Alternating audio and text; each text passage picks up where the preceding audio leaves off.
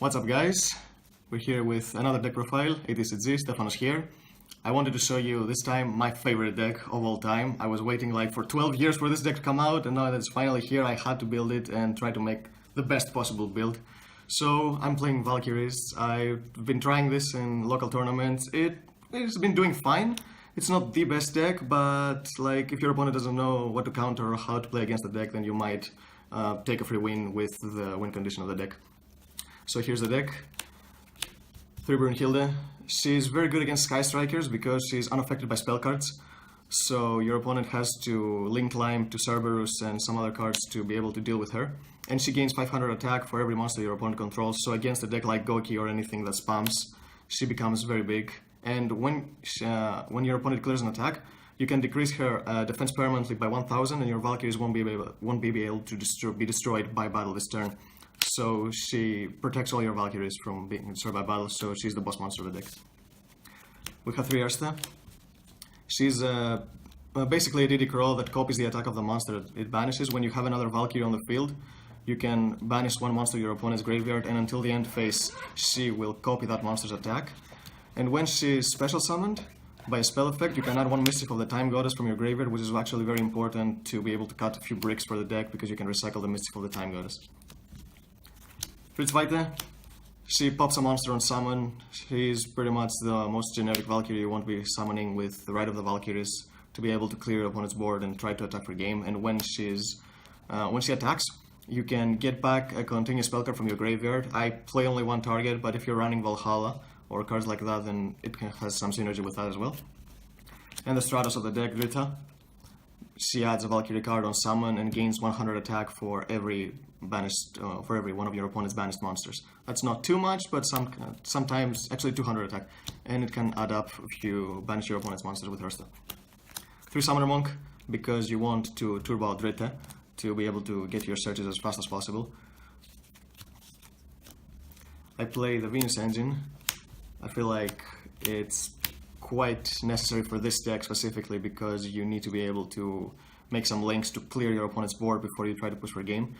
Nightmare Goblin was actually very important for this deck because it allowed you to summon Venus and Drita during the same turn with the extra normal summon. Now that's not possible, so the plays are a little bit more awkward, but it can still work out if you summon Skuldred to special summon some monsters from your hand. 1 Leslie because I'm playing the Brilliant Engine for the extra normal because now it's necessary that we don't have Goblin. 1 Christia because like you can summon her quite easily if you draw her with Venus because you already have 4 fairies in the grave, or you can summon her with Skuldred straight from your hand no matter how many fairies you have in the grave. And for the spells, 3 Downbeat to level down the Drita to Venus.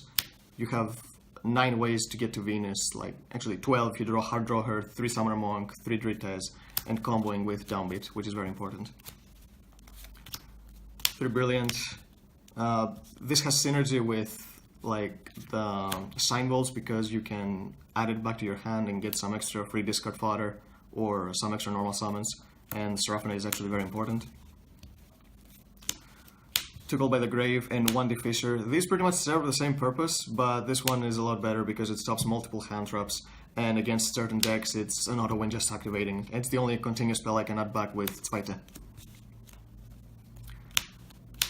3 Ride, the mandatory card of the deck. This is your win condition. You special summon all the Valkyries in your hand with different names from your hand, and you banish from the grave to search Mischief, which pretty much gives you a second battle phase and your opponent can respond to this card. And if you have cleared your opponent's board, then these cards will lead you to victory. And 1 Upstart, because I could only figure out 39 cards for the deck, so I threw an Upstart.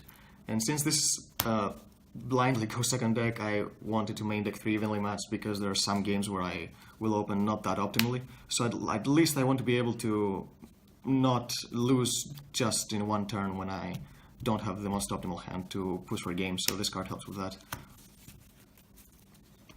And for the extra deck, we have 1 Link Spider and Imdak. These are for Venus, because like Venus is a 1-card Skulder that gives you the 4th draw. And if you happen to have Christia, you pretty much win some games. Insulator, because you can summon him back when you summon the Cybers. The Nightmares, Cerberus, Phoenix, Unicorn, Standard. Ingirsu. This card is actually very important for the deck because it's the only Link monster that gets itself out of the way. In order to activate Mischief of the Time Goddess, you have to have no monsters on the field that are not Valkyries, so I'm playing certain cards that deal with your opponent's board while getting rid of themselves as well. Trisbana for Draco, Tergeist and Sky Strikers, Bomber, Boral Sword, Borload, Skuldred. This card is very good to be able to dig for the certain cards you want. Because this is a combo deck that requires a lot of cards in your hand, so you need to be able to dig for the specific cards to be able to OTK. Seraphonite for the extra normal summon with Brilliant. And for the rank 4s, Baguska and Direwolf. This one, these two can only be summoned with Monk. This one's for going second, because it's another monster that can get itself out of the way while getting rid of a card. And going first, if your opponent makes you go first, you can make Baguska with Summoner Monk and try to stall for a couple turns in order to be able to get back into the game and OTK them next turn. So yeah, that's the deck. I really like it. I wish it had a little bit more support. The Fortune Chariot card is not that great. It's just a Union monster that doesn't do anything to progress your plays or go for the OTK, so I don't think that's worth running. But I think this is the most optimal build. You can try to fit in some hand traps, but I feel like hand traps make bad decks worse. So if you want to play a deck like this, don't play hand traps and try to just make your plays. So yeah, that's it for the deck. Thank you for watching. Bye.